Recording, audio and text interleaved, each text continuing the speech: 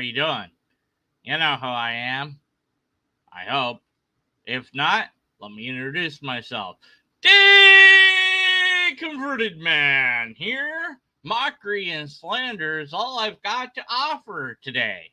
Yeah, nothing but mockery and slander. That's all I've got. Anyways, I'm going to be responding to this video by Nate May. And he asked the question, does this prove that God exists? The answer is no. But I'm going to listen to the video, respond to it, and read some of the comments, and do all that with mockery and slander as I do so.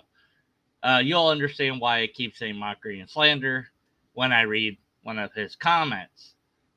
Anyways, here we go. Welcome, friends.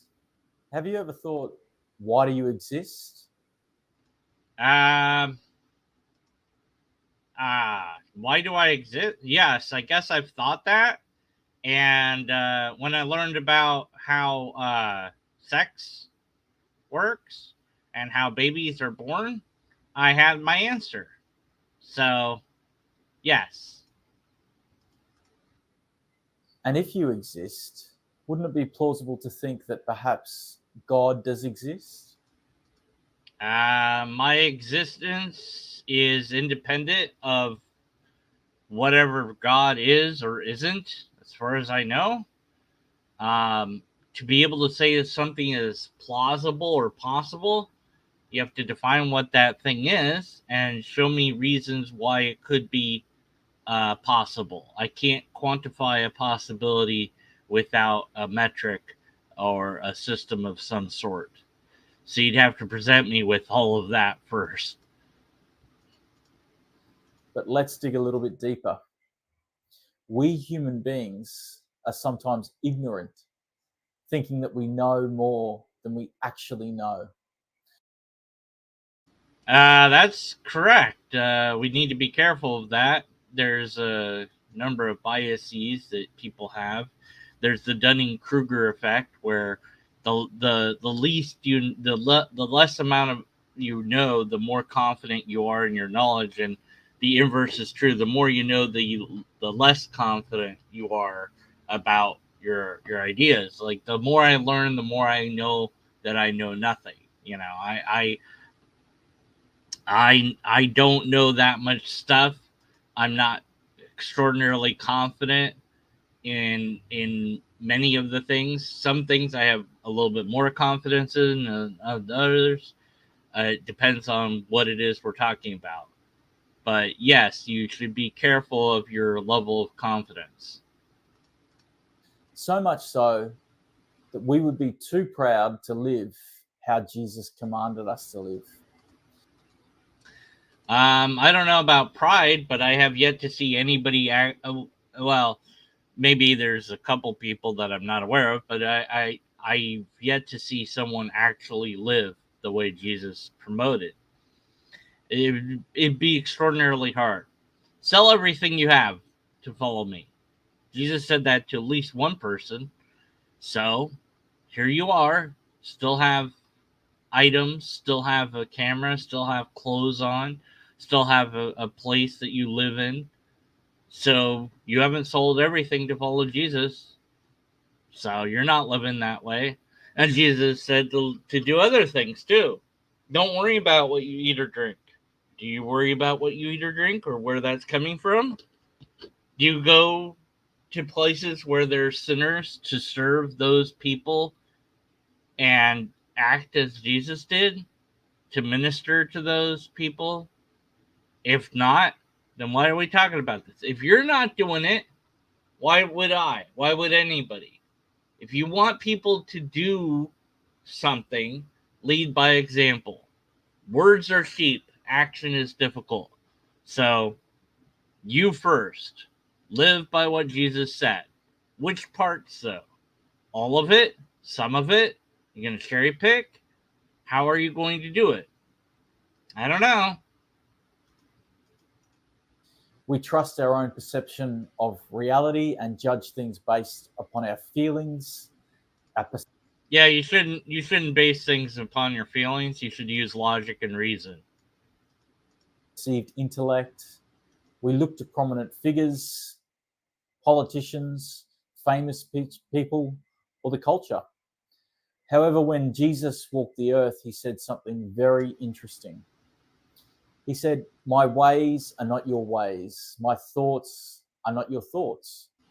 So, have you ever thought that maybe what you're thinking about is completely wrong? Depends what I'm thinking about, but sure. But how do you know that Jesus said what you just said that he said? Ask yourself two questions: what am I living for? And what is the evidence that what I'm living for is true? My answer in the comments section was, I thought, a nice little tongue-in-cheek thing. Um, I said logic is what I'm living for, and what's the proof of logic? Science. So thanks for asking. That's what I'm living for. All right. Of course, I'm living for far more than that, but yeah, logic and science is proof of logic. What's proof of science? Logic. Yeah, you could go either way. Um, I don't know, but this is the other comment, which was interesting that he responded to. Um, was here. Whoopsie. Oh dear. Oh man, where is it? There we go. What are you living for? I enjoy it. What's the evidence that what you're living for is true? I truly enjoy it. John, an atheist, and loving it. There you go. That's completely coherent. That's what he's living for, and the evidence is that he really enjoys it. Now, if I ask a question, I genuinely want an answer to the question. I'm not doing the questions just for fun or whatever, you know. I'm genuinely interested in the answer. That's not the truth. That's your truth. No, well, no. The truth is that what he said. That is the truth. There is no your truth and my truth. It is true what he said. You asked him what he's living for. He told you. I never met a book. I don't know if you can meet a book. You mean read a book? That predicted the future over 2,000 times with pinpoint accuracy. Okay, so you've never met a book that does that. Okay, so then you can't claim to have ever met a book that does that since you just said that you've never met a book that does that. The fact you trust your rational cognitive function being atheist is also questionable. Why? I wish you well. He responds to, it's a fantastical claim. He's not going to agree with you, or we'd both be wrong. Well, what? I think you should forget about the 2,000 prophecies that have literally happened. What 2,000 prophecies? What are you talking about? If you don't realize that Jesus was a real historical figure, mockery and slander mixed with a good dose of pride is all most atheists have got. Then he links the video. By the way, the video is removed, so that's weird. Anyways, um, so um, yeah. So why did you ask the question? You didn't really seem to care about the answer to it. So why did you ask us um what we're living for and what the evidence is if you didn't care what we were going to answer you, if you were just going to reject it? Then you said you haven't met a book that does this, but then you say that there are that. So wait, I've never met a book. Okay, but I gotta respond to this because it's also you. uh, yeah. Well, I'm not sure what you're talking about. It's like, so Huh? One of these things uh, contradicts the other. So, how can you forget about the 2,000 prophecies that never happened if there's no book that you've ever met that contains 2,000 prophecies that have happened? How can you forget about something that hasn't happened? Because Welcome, friends, is 100% accurate. Only the Bible has made incredible claims and predicted the future over 2,000 times. citation required. Where in the Bible did it predict anything in the future? If you got a list of 2,000 instances of that, that'd be interesting, perhaps. Um, Nothing in your description. Okay, not a single thing. Nothing in your pin comment. So no citation at all. No information. Just hey, yeah, there's 1,000. Yeah, well, tell you what, the Lobsterist has several thousand predictions that have all come true. So does that make the? In fact, the Lobsterist has 2,000 predictions. So I'll raise you 1,000 predictions. Now I know you've never heard of the Lobsterist before, but it has 2,000 things that have all come true. So I guess that makes it more true than your thing. I don't know. Anyways, Jesus actually walked the earth as God in human form. that's nice. Prove it. Jesus is a historical figure. Not really. There's debate about that. The thing is, the mundane man, Jesus, like whoever that dude is, we don't know anything about that guy. The miracle man, Jesus, is not a historical figure. The two are separate. And if you start there as a building block and work your way up around it, you will see the truth. If you start with the conclusion that you start with, you will get to the conclusion that you think is true. Oh, yeah.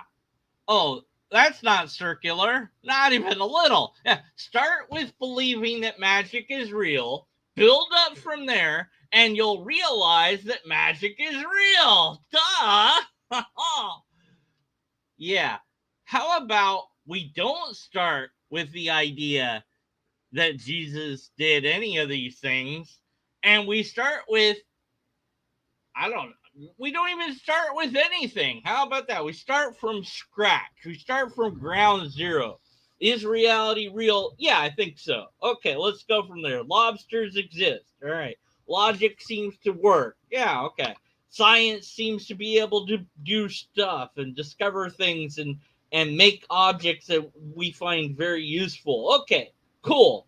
All right, that's a good foundation. Now what? Okay. Have we ever observed uh magical things? Things that are beyond the mundane. Has that ever been duplicated in a laboratory controlled setting? No. We have never had somebody regrow a limb in a controlled environment where we could make sure that that's what was really going on. We've never seen anything that could not be explained by natural phenomenon. And when we did think and do think that something can't be explained, what that means is it can't be explained. It doesn't mean, therefore, it's magical or miraculous because we don't have an example of magical or miraculous. If we did, then we would have some system to determine when something is magical or miraculous versus when it's mundane and ordinary. This guy, he's in a plane and he jumps out of the plane and he didn't have a parachute and he lands on a bunch of trees and bunch of branches and he lands in water after that and he gets up and has zero scratches or bruises or anything. Oh, it's a miracle. Well, the plane was really close to the trees. See, I didn't mention that. It was right over the trees. And it wasn't actually moving, it was actually suspended by wires. And this was all part of a movie set. Oh, well, now it's not so fantastical. But the original telling you think, oh, the plane is flying high in the air and he jumps out and, and then he land, because I didn't say that. You assumed that, right? People have survived insanely bizarre circumstances, but plenty of people haven't survived. So what people do is go, oh, the one person that survived, that's a miracle. No, because all the rest died. Like, it would be far more miraculous if they had all lived. That would at least be something, maybe, but you have to be able to quantify the miraculous or the magical before you can say it's even a thing. And you have no way to do that. You offer no way to do that. There's no test for it. There's no measurement of it. There's no example of it. So we don't know that it's even a thing. Therefore, we have to hold in question that it is a thing. That is, we have to be skeptical that it's a thing. And therefore, we can't say that it ever was a thing. So when any person is claimed to have done magical stuff or miraculous stuff, we should be skeptical that they actually did do those things. All right, back to the video.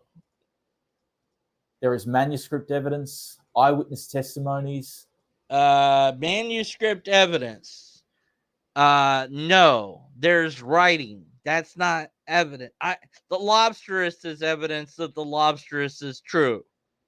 So you need to read the lobsterist, I guess, and then you can become a lobsterist after you read it, because it says it's true. So it can't not be true, right? Um, and then there's eyewitnesses. No, there isn't. Not a single one. There isn't an eyewitness. Not that that would matter if you had eyewitnesses, but there isn't any eyewitnesses. There's just a book that says that there was eyewitnesses. That's what you have. And over 500 people were willing to die for what they saw in the first century. Citation required. Citation absolutely required. You have to demonstrate 500 people actually existed and were given the opportunity to recant on their beliefs or die. Let's see that list. Better have names, better have dates, better have actual proof that they actually were given the choice: die for your belief or recount your belief, say that your belief wasn't true and live. You got that, right? You just forgot to put it on this video. Oh, I'm sorry. My sarcasm and arrogance and insults are all I have to offer. Oh, right. But you don't have anything to offer on your side. Just saying stuff. All right. Anyways, back to you just saying stuff. And that is the risen Jesus Christ from the dead. Uh-huh. Even archaeologists actually look to the Bible to find out the locations of geographical sites so they can know where to dig. Citation required. What archaeologists? When did this happen? Where did they think to dig according to the Bible? What passages in the Bible led them to be able to do that? Citation required. Name an archaeologist. Eat one. Give me one. Give me one. I dare you. Oh, he's not going to do that. No, he's going to say that I'm insulting him. They deem it a reliable source. Nope. Think about it. 2024 years after what? After Jesus' birth. That's where we get the date from. That doesn't mean what you think it means. After Domine, before Domine, all that. Yeah, that's how, Christianity kind of won with the system of counting, but that doesn't mean that that's actually true. We also name our days after gods. You understand that, right? Thor's Day, Thursday, Thor. Yeah.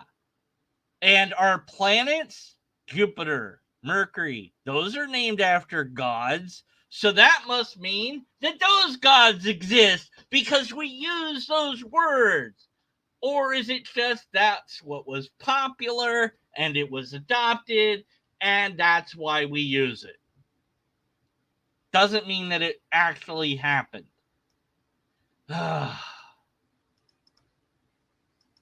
Personally, I've never met a book that has literally predicted the future over 2,000 times.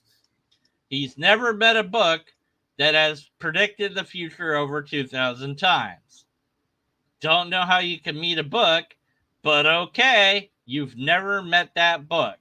So the Bible cannot have 2,000 prophecies in it since that's a book and you can't have met it because you just said that you've never met it.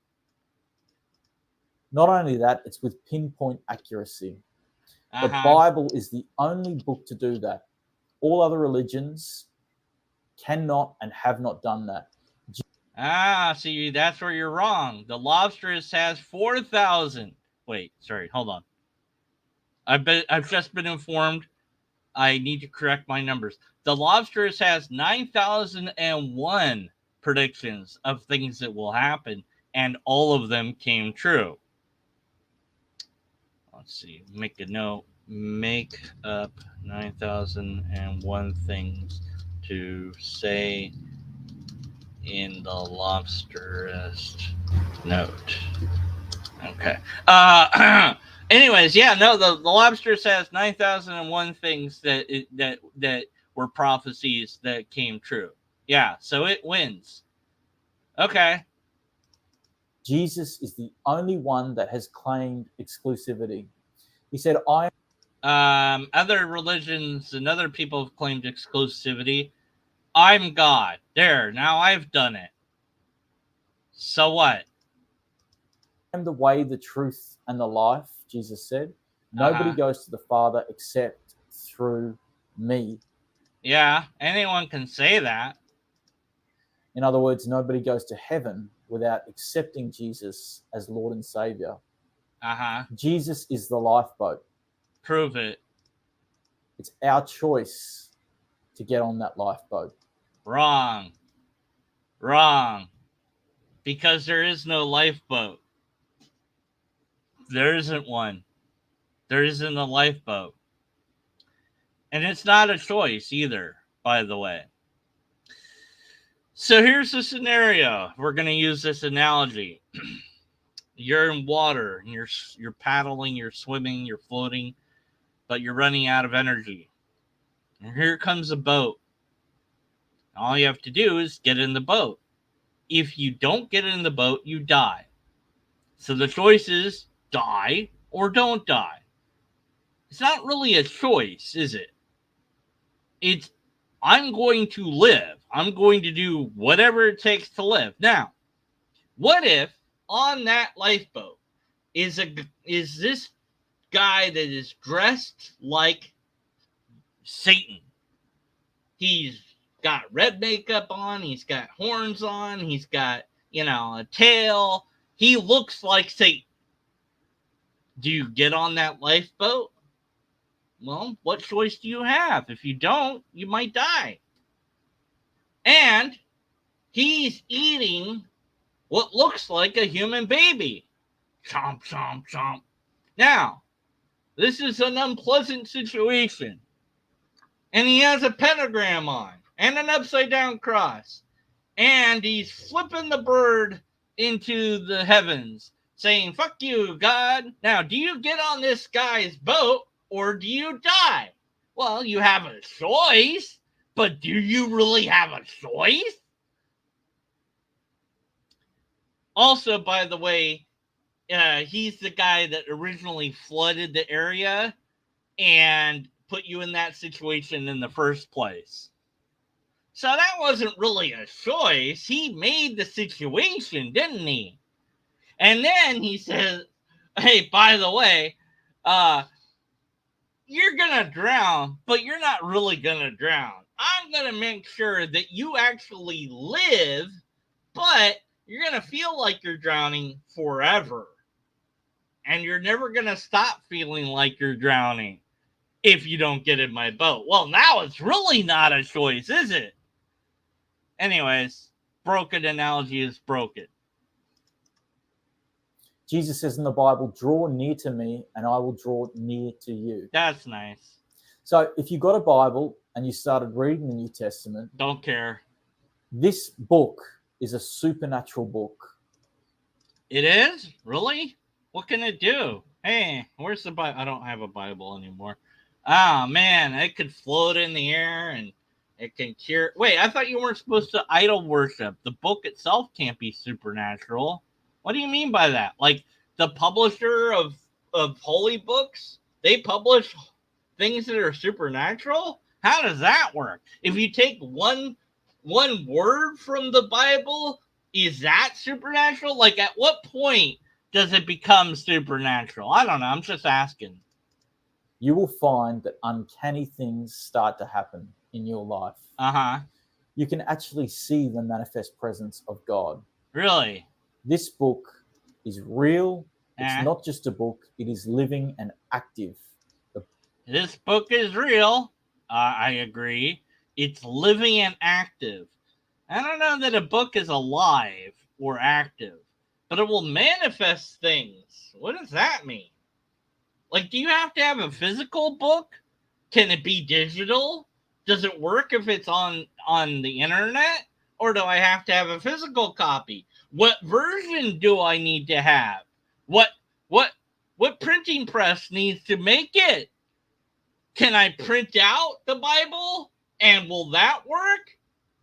Or does it have to be a certain version of the Bible? Is it only the King James version that's magical? Maybe I had the wrong version of the Bible.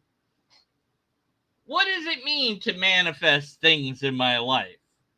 So if I have the Bible sitting there, what should I expect to happen? And how soon? What if I have some other books that are also considered holy, just to see what will happen? Let's say that I get the Quran, the Bhagavad Gita, whatever the belief that is, and some Buddhist writings, and the Bible, and I put them all in a stack. Does one negate the other? How can I tell which one is magically producing things in my life? How does that work? If I put the Bible in a box, will it still function? If I go to a bookstore where there's lots of Bibles and I stand next to the Bibles for a while, will that produce the same effect? What about the library? Can I borrow a Bible from the library and have that produce a result? Or do I have to own the Bible? Can I borrow it? Or if I go to a church and use their Bible, will that work? Do I have to hold the Bible for it to do its magical things to me? Do I have to read it for it to do its magical manifestation of things? At what point should I give up on the experiment if I get a Bible and I have it for a while and nothing seems to happen? At what point am I justified in saying, you know what? It's not doing diddly crap. I think I'm going to give up and sell this damn Bible. If I lick the Bible, does that matter? If I start to gnaw on the Bible and try to eat it, because in Revelation he was told, to eat the book, will that make the likelihood of experiencing weird phenomenon greater or less if I commit blasphemy of the Holy Spirit while having my hand on the Bible? Will that negate its ability to do anything magical in my life? How does any of this work? Please explain to me how this works. The Bible says that it's sharper than a two-edged sword. The Bible is sharper than a 2-inch sword. So I can cut vegetables with the Bible? Cool. Will I cut myself with the Bible then? How does that work? If I get a Bible and it doesn't cut vegetables, does that mean that you're wrong? Think about it. Why does a criminal not look for the police? Because he doesn't want the police to find him, and he doesn't want to find the police. But Jesus has given us free will. A practical example, if you will. I wouldn't take my broken iPhone to a Samsung shop to get fixed. I'd go back to the manufacturer.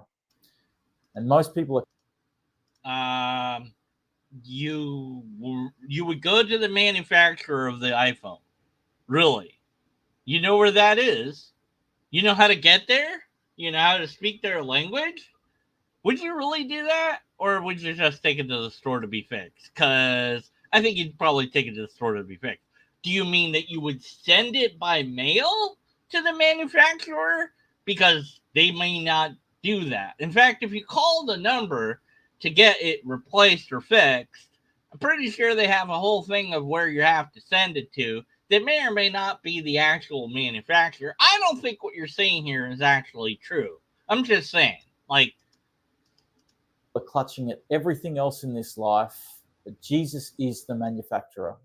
If you go to him and do what he says, you will be joyful through any of life's circumstances, rather, because when you're in relationship with Jesus, you can cast your cares onto him, and he comes close to you and handles things for you. Ah, I see. Well, let's just say that we had somebody that was in a relationship with Jesus and found that the joy of life that you're speaking of was not occurring. Would it be fair of them to conclude that you're wrong about this and that perhaps then Jesus is not really being honest about what he said? Given that they have a relationship with Jesus, let's say that they've tried everything that they can think to try to have a good relationship with Jesus, and yet in their moment of need, Jesus isn't there. What if that happens? Let's say that happens. Would you just say, oh, you don't really have a relationship with Jesus? Or would it be that they are free to conclude that Jesus is not doing what Jesus said? There must be a fail condition present. If not, then this is nothing more than an empty assertion. You need to have a way to falsify the idea. Having Jesus in your life will make you joyful. I know plenty of people that are currently Christian that don't seem that joyful, but they would say they have Jesus in their life. So, what are they doing wrong? Do they not really have Jesus in their life? Or are they just not doing it right? Or what? At what point are you allowed to say, you know what? This isn't working. I give up. Or is it always going to be moving the goalpost back a little bit more so you can avoid falsification? Perhaps it's always going to be that no matter what, it's never Jesus's fault, but it's always the person's fault. That's probably what it's going to be. All right. So, Jesus gave human beings free will. People made the wrong choices from the beginning of time. And because of that, Jesus had to come to earth and die on the cross as a perfect sacrifice. All right. So, Jesus gave us free will. I thought that was Yahweh the Father that did that, but whatever. And we made the wrong choice from the very start, and then he had to die. Okay. Not sure why. So at the very start, according to your book, you have two people that don't know right or wrong, and they're told not to do something, but they don't know that doing that is good or bad because they don't know what good or bad is. They don't know that following God's command is a good thing to do. They only know they were told not to do it. Then a trickster tells them, go ahead and do it. And they're like, okay, I guess. Well, one does, and then she says, hey, eat this, it's fine. And the other guy is like, yeah, fine, I guess I will. And then God's like, oh, you screwed up. And now, after eating it, they know what good and bad are. They know that it was wrong to eat it. Before they ate it, they didn't know that. They only knew it after they ate it. So they couldn't know that it was right or wrong. So they didn't have will to choose the right thing because they didn't know what the right thing was. Then they're kicked out of the garden. Now, at this point, God sends his son to die for them. Oh, no, that didn't happen? Wait, it's not immediate? God doesn't immediately send Jesus to die for them, to forgive them of their sins so they can go back into the garden? Why not? What? Why? Why not just do it immediately? Heck, why not do it in the garden? The moment that the thing is done that you didn't want them to do, why not make the thing that allows you to forgive them happen immediately right then? No, I'm going to wait. Oh, okay. How long are you going to wait? Oh, a few thousand years. Why? Because reasons. Oh, okay. God's a nitwit. Your God is a nitwit. But again, all I have is sarcasm and insults and blasphemy to offer. It's not like I have logic and reason or anything now. All right. Anyways, Christ brings the sword, guys, talking in chat. I'm watching this video, not what you say in chat. I see that you're saying stuff in chat, by the way. But I'm talking about this video right now, making fun of it. I'll get to you later, though. So stick around. In order to have relationship with you and I. So the wrong choices that we make can be redeemed through his bloodshed on the cross. And he will walk with you and I through this life. Prove Not it. only that, you get to spend eternity with him and experience his supernatural provision and peace and love right now. So, yeah, that's nice. Prove it. So here's the thing. If Jesus really cares about me and wants some relationship with me, maybe it does. So people that I know that actually exist, I can interact with them rather easily. If I say hi to them, they respond hi or some other way, but they respond to me out loud or in text format at the very least. So here's a very simple experiment. Now, I've been told that God is everywhere at all time and can do anything. Okay, let's test this out. Hey, Jesus. Hi. Hello? Jesus? Are you there? Huh. I don't hear anything. So Jesus didn't say hi. He didn't type hi in chat. He didn't email me. He didn't send me a letter. So Jesus clearly doesn't care enough about me to say hi.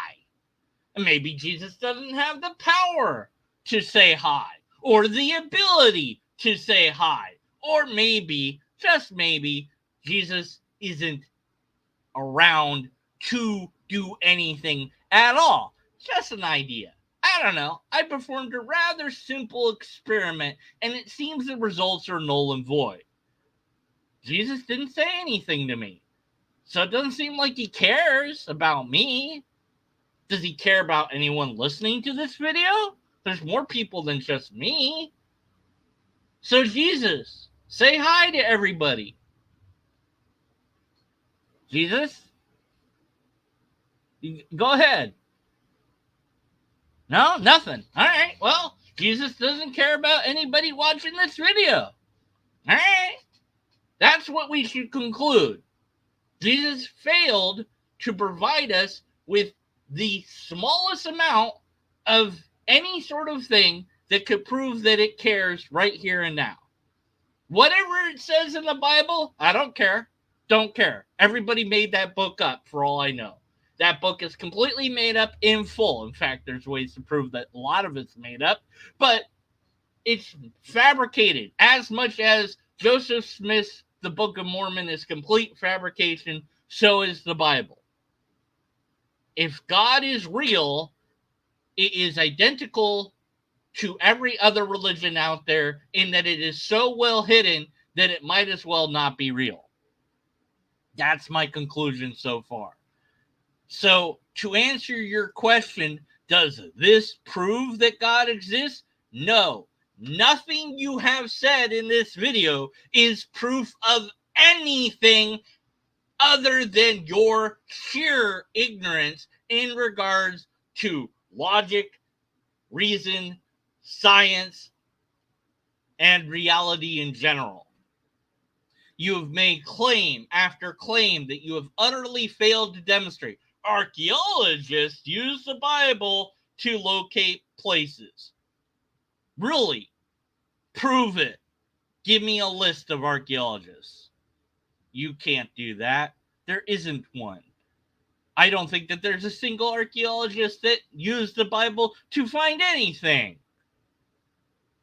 Show me that I'm wrong. You said there's 2,000 things that the Bible predicted. Okay, let's see that list. You don't have that list. So what do you have? Empty assertion after empty assertion after empty assertion. Then you have claims that the Bible is supernatural, that it's sharper or as sharp as a sword, that the Bible is alive. You've made all sorts of bizarre, weird, wacky claims that are unsubstantiated and untestable. Until you provide us with evidence of any of these things, we must be skeptical of your conclusion. And I'm done with you. I don't need to listen to the rest of your video because you're not going to magically produce evidence in the last 5 minutes. And also, I want to talk to my chat now. So I'm going to do that. All right. So we're done with that video now. Here's Christ bring a sword saying shit at me in chat. Let's see. You'll get no sign. Okay. After you die, you'll see Jesus. Okay, that's nice. Oh, hey, here's that insult that the guy said that only atheists have to offer. Aw. Remember my name. I don't know your name, so how could I remember your name? Your YouTuber name is Christ Brings a Sword. I don't know your actual name. So, okay. My opinion matters to nobody but myself. I don't know. Hey, everybody else in chat and people in the comments, does my opinion matter to you? Let me know. So you're just saying stuff, Christ brings a sword. How about some evidence for anything? Love it. I'd love to see evidence. You don't follow the law, you're under grace. That's nice. The Lord is taking Christians home to glory, and the rest of you staying behind to eat the bugs. That's nice. Whatever. Uh, they don't believe in this world for happiness. Okay, whatever. You're not blocked on this channel? Not yet. If you insult me again, you will be. If you insult anybody on my channel, you will be blocked. Okay? Sorry, what was my opinion again? Doesn't matter. Just agree that you like it. Uh, Thomas said, yes, he likes my opinion. So, hey, Christ brings the sword. We've got two people that like my opinion. Well, Nerdy Rodent doesn't know what my opinion was again. Right now, my opinion is that Christ brings the sword has no empirical evidence, logical argument to offer us. Yes, yeah. And also, the video I was watching here has no proof of God. Nate May had nothing to offer, and neither does this guy calling himself Christ brings the sword, who offered me nothing at all. He said he won't receive a sign. That's interesting, though, isn't it? That's so interesting. God, you know, has humans write a book, and a lot of the book is lost to history. Has people canonize certain parts of the book, but other parts of the book aren't canon because reasons. Muddles that with a lot of more history and legends, and narrows it down to a single tiny dot on the world where many people won't be able to access the information. And then waits around for us to discover that it's the actual real God. Yeah, because that makes sense. I don't know. Just be there. Just, hi, I'm God. I don't know. That seems a lot easier to me than to do all this silliness with hiding around and, oh, I'm hiding. I'm shy. You know. Uh, yeah, evidence he believes in something he's made up. Right? Yeah, lots of proof of nothing. That's what we have every time for this God fellow, whatever it is, and for Jesus and all of that. No evidence, no test, no anything, just empty assertions. Oh, you'll be sorry when you die. No, I won't be anything when I die. I don't think. It'd be nice if I'm wrong about that. Maybe I'll wind up in a universe that is really cool because it's an isekai, and that turns out to be true. That'd be neat. As long as I remember I used to be me, that'd be cool because otherwise it's not going to do me any good. Um, but that's speculation. And the threat. Ah, yes, the threat. Let me talk about ad Valium for a moment here. There's a logical fallacy called ad Valium, or ad baculum. Sorry, ad baculum. Appeal to the cudgel or appeal to the stick. It's an appeal to threat. If I put a gun in your face, I aim a gun at you and point it at you, and I say, give me your money, you probably will give me your money. Why? Well, because I'm threatening you. There's an implication that if you don't do it, then I'm going to shoot you. This is not a logical argument. This is an argument based on a threat. Merely the threat compels you to do what I want, but not from logic, but from necessity of survival. A logical being would not perform logical fallacies. If God is not a logical being, we cannot trust God. If you cannot trust God, then whatever God says about anything is untrustworthy. Whatever it says about how to be saved or whatever, none of that is trustworthy if it performs any logical fallacies. The God of the Bible, Yahweh, Jesus, whatever, make at least one logical fallacy in the ad baculum. If you don't believe you're going to go to the bad place, that's an appeal to threat. That's illogical. I can't trust that God. I won't see Jesus when I die. I won't see Jesus now. Nobody will see Jesus. Because if Jesus ever existed, he long dead. He's just some dude. If he ever existed, he's lost to history. The mythical Jesus written about, that guy never existed. Never could exist. The stories are exaggerated, obviously. They're written from a narrator's perspective, an all seeing narrator. They're written way after the events supposedly happened. Not that it would really matter if they were written when the events did happen, because the Book of Mormon shows us that it doesn't take that long for legends to be accepted. We've got plenty of gurus that people believe in today that they'll say, oh, my guru floats and levitates and heals and does this and that. And if you go and look for yourself, guru doesn't levitate, but they'll swear up and down that they saw them levitate. Now, some gurus can levitate, although you're not allowed to see what's going on behind the curtain as they get up and levitate. You know, maybe there's this like weird little stick next to them that they're holding on to as they levitate. So, yeah, I'm not impressed by the non evidence that people continue to offer for God. God itself should just be evident, but it isn't. And because of that, we should be skeptical of it. The idea that God would be hidden is just silly. It's ridiculous. God wants a relationship with us, then have a relationship with us. Then and only then, if I know that it's real, can I actually decide if I like the guy or not. I don't even know what this God is or what it's like. If it's going around threatening people, doesn't sound like a very good God.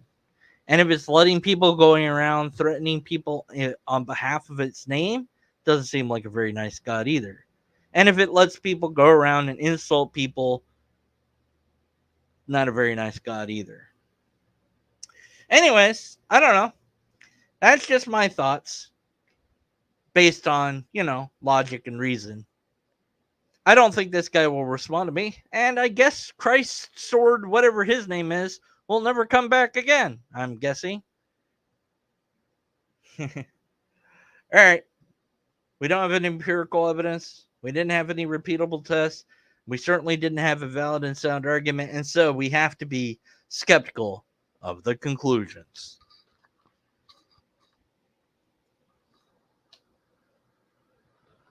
All right.